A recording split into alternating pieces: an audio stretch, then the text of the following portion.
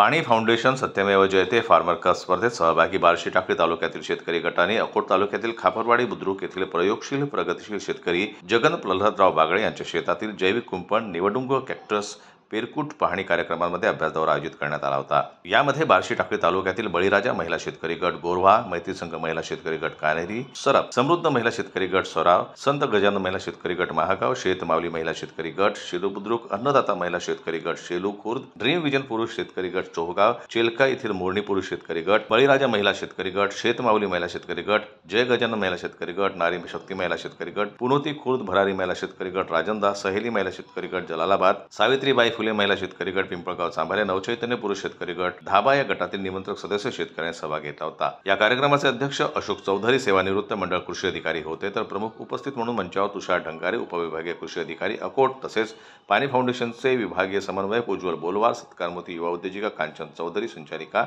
रक्षा तेलघाना अकोट, रामेश्वर उंडाळ चेलका, संघपाल त्रिशिला अरुण वागूर वाह, विद्याताई भारत आकोडे, प्रशांत देवळे, सिद्धेश उंबरकर, जीवन गावंडे हे सरब सौशिला अनिल खंडारे उपस्थित होते। यावेळी बार्शी टाकळी तालुक्यातील शेतकरी गटांना पेरकुट निवडुंग याबाबत जगन बगाडे प्रयोगशील शेतकरी यांनी सविस्तर माहिती दिली। प्रत्यक्ष शेतामध्ये पाहणी केल्यानंतर गटातील निमंत्रक व सदस्य यांनी आश्चर्य व्यक्त केलं। ही वनस्पती पूर्वी आपल्या गावामध्ये होती आणि आता ही संपुष्टात आलेली आहे।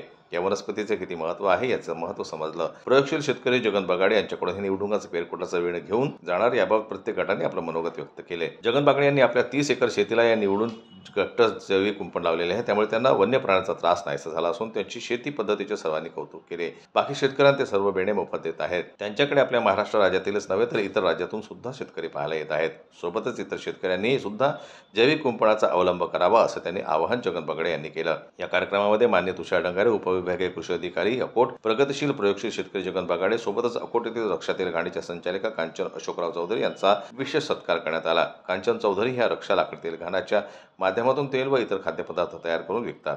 त्या अकोला जिल्ह्यातून युवा महिला उद्योजिका म्हणून पुढे येत आहेत। त्यानिमित्त त्यांचा पाणी फाउंडेशनच्या वतीने भव्य दिवस हा सत्कार करण्यात आला। जन्मतला न्यूजसाठी देवानंद खिरकर यांची रिपोर्ट अकोटहून।